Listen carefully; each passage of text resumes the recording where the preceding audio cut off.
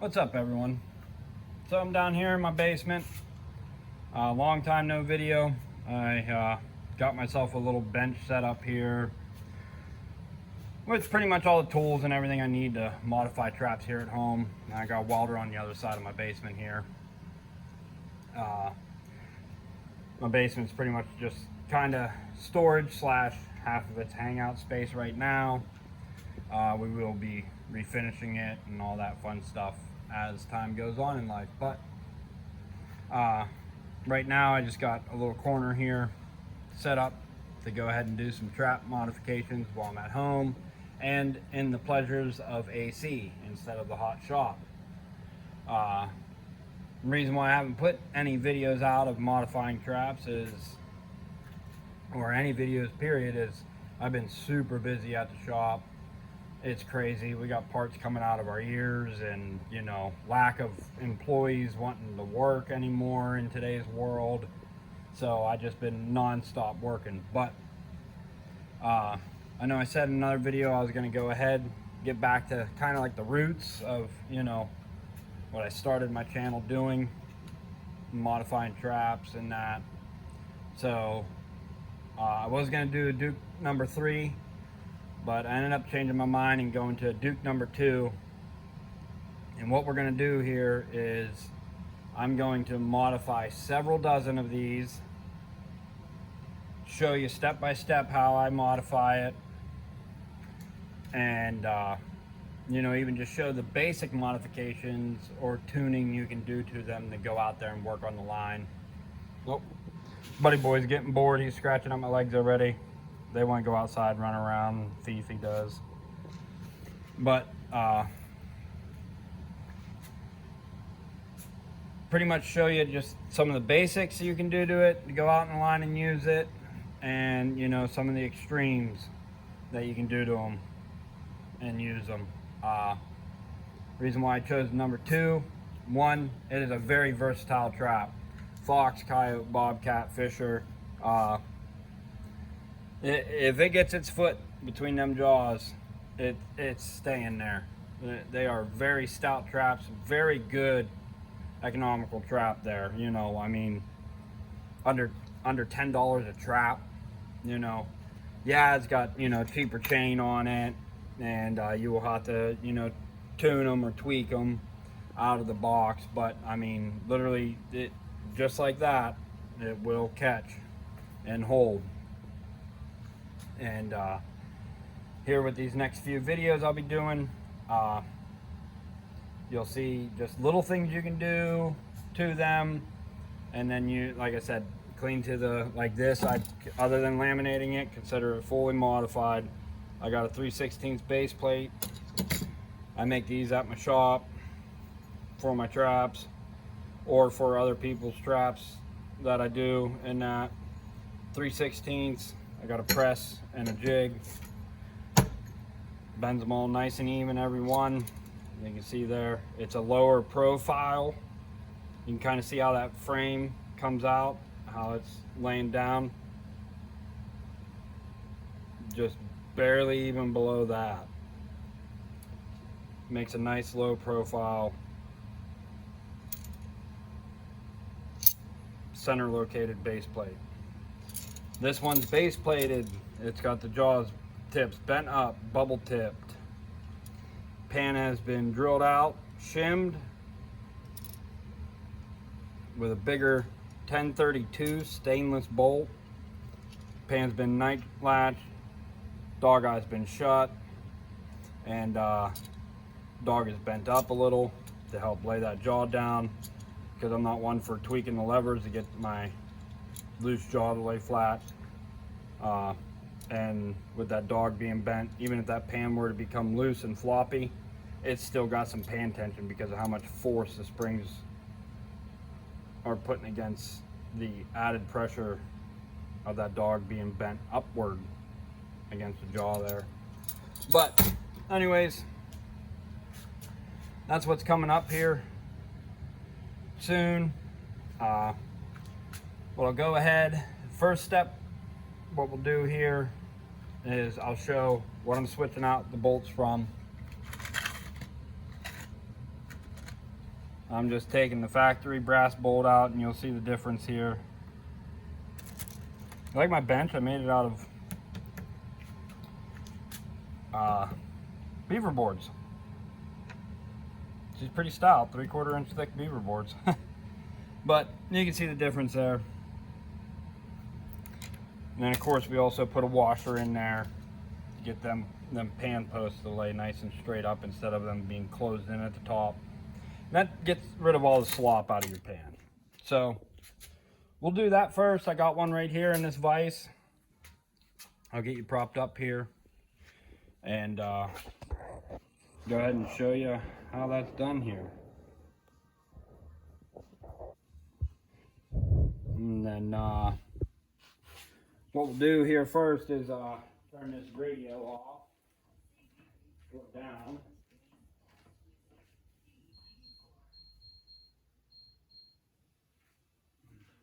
Don't want to get smacked with whatever copyright crap or anything like that. So hopefully you can see that. Yeah, we'll flip the trap around here. Get it back in the vise. So first we're gonna get rid of this brass bolt. And you can go ahead and use the bigger, I think it's I don't know. I think they call them number 10s or whatever they are, the bigger brass bolt. But I like the stainless. So we take that out of there. I like the 1032 stainless. It's what I use on other traps. Then we're going to go in here and we're going to spread this to where they're standing both up nice and straight. Then we got a nice 3/16 drill here. We're going to drill this out real quick. Same thing with the pan. We're going to drill that out. And then I'm just going to do that right here on the bench.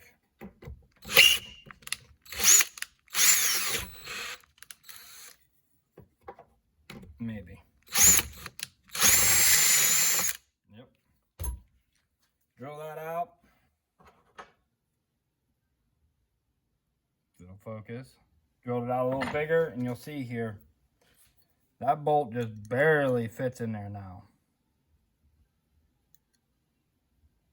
So you won't have no pan slop. We're going to deburr where we drilled here real quick, just with a file. We don't want that to hang up on our trap or our pan as it's falling down. We're going to take a washer. I like to try to start them this way first. On there. Then I let the threads catch. And then I slide my pan down into position. And put that through. And then I like to put a washer on this backside. It's definitely not needed whatsoever, but I got boxes of them. I like to put it on the nut side.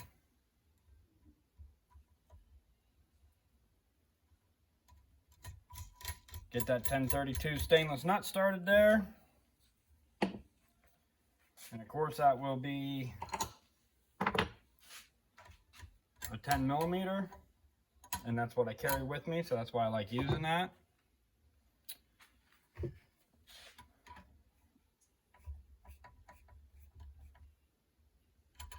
Get her tightened back up.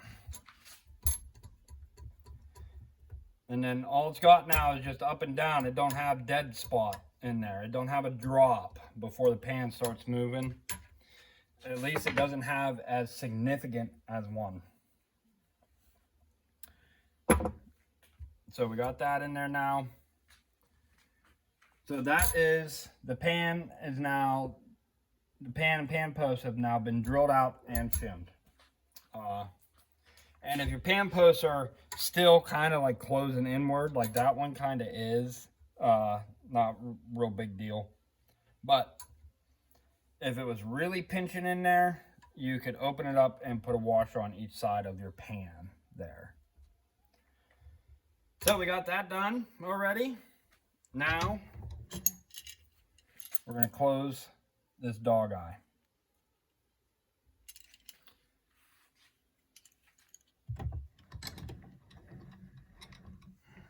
Just going to put in the vise here.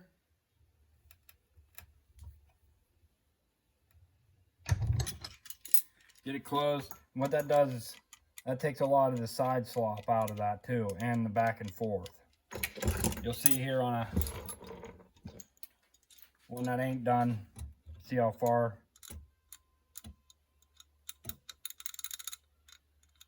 it can go by closing that dog eye. Takes a lot of that out of there. Now I'm going to night latch the pan.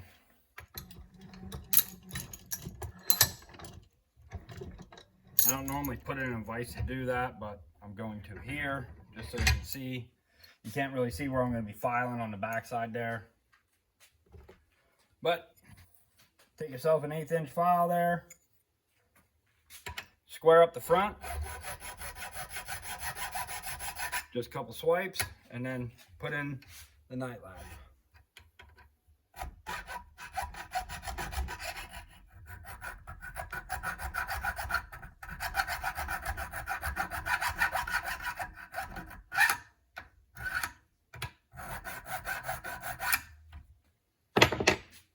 All right, so the night latch is in there.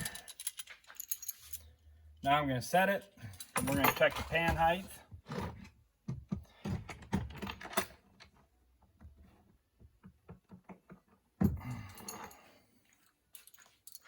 What we'll do here is bring it down the night latch, check the height of our pan. Looks pretty decent there. It's just level with the jaws. And you'll see there's no longer a giant drop in the pan here before it goes off. It is just off.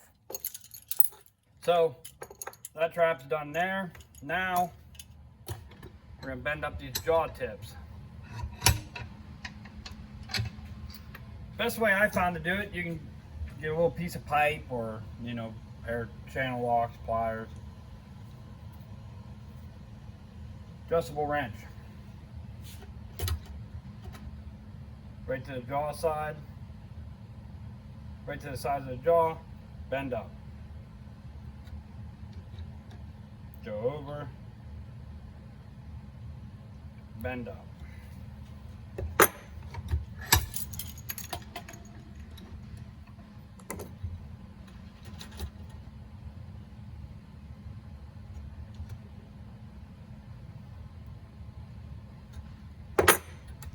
Now when you bend jaw tips up, always make sure you check out your jaws. Sometimes you bend one up further than the other, it's going to sink the jaw down and you're going to have uneven jaws there. So after I bend the jaw tips up, I always like to reset the trap.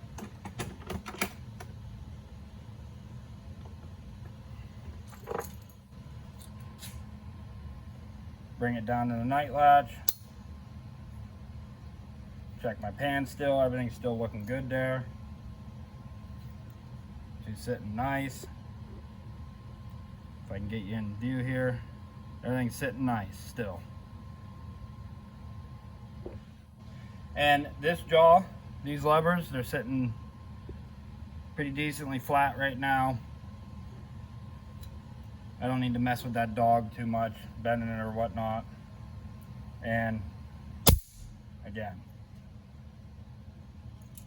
And I got the feel for doing these. I've already done so many of them. I got the feel for how stiff that pan's got to be right around the 3-pound range.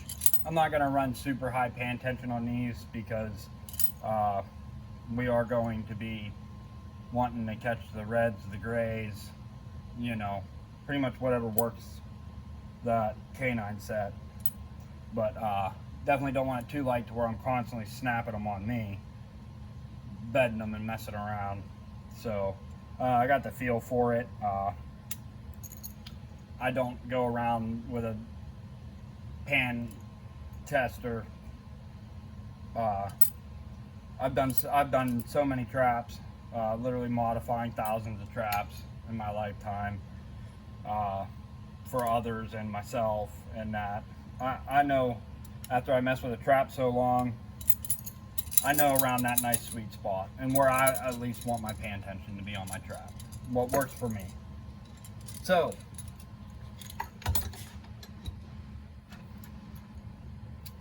that right there. I'm not going to run these side action, even though that works really, really well on a round jaw trap. In the next video, we will base plate, bubble tip, and laminate. Just so you can see how I laminate one. Like I said, I'm not going to laminate all of these. I literally have several dozen of them. But take this out, and I would swap it over to a heavier duty one, and your favorite style chain, number 2 machine chain, number 3, or twist link, whatever you prefer to use in this trap. You got these jaw tips bend up, that's good enough there. Or if you just want to bubble tip this side, because that's the side they'll be yanking against of the jaws, you don't need the base plate. So even if you ain't got a welder, just all these little things here are gonna absolutely improve the trap. I would just switch out the chain regardless, and that's it. That did not cost more than, you know, by the time you had your chain and your swivels in there and that, another $1.50. And that's without doing any other modification. Just your basic, you know, tuning, night latching. And then last step before you take this out, you can pull the jaws out if you got a vise and everything and deburr them real good. I found I just get some 600 grit sandpaper here, fold it up to a nice little thin piece here, and run it up through between this offset.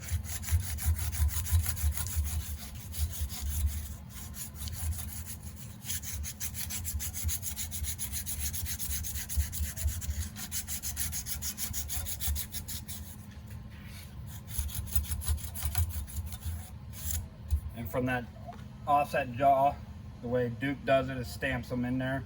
That takes care of any of that sharp edge real quick.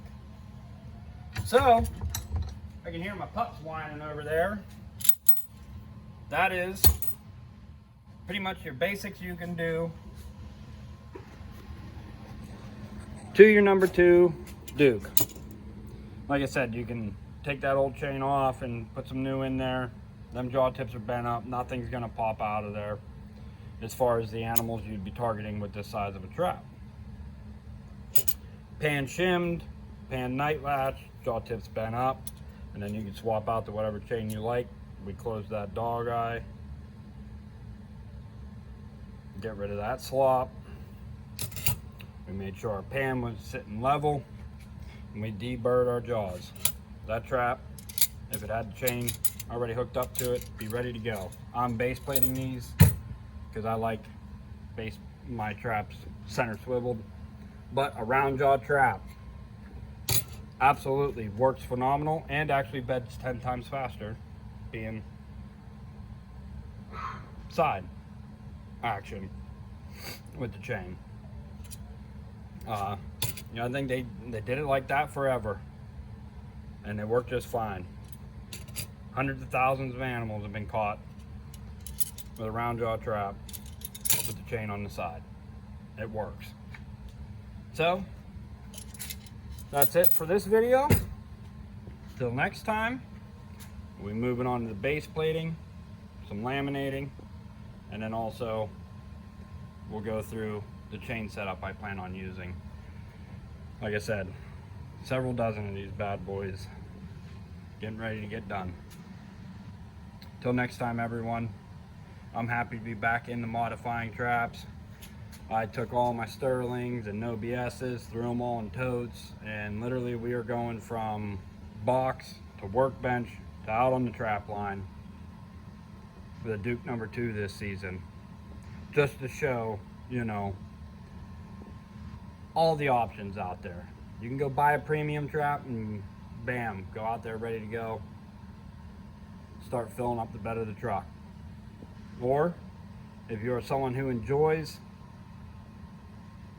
tinkering with traps, tuning your traps, or just, you know, want to get into knowing how to modify your traps,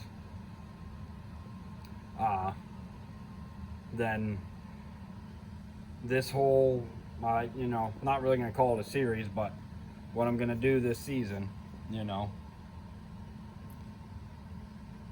keep on looking out for the videos as I put them out, because literally we are going from the box to the workbench to the trap line with these, and showing you how awesome of a little trap that number 2 Duke can be.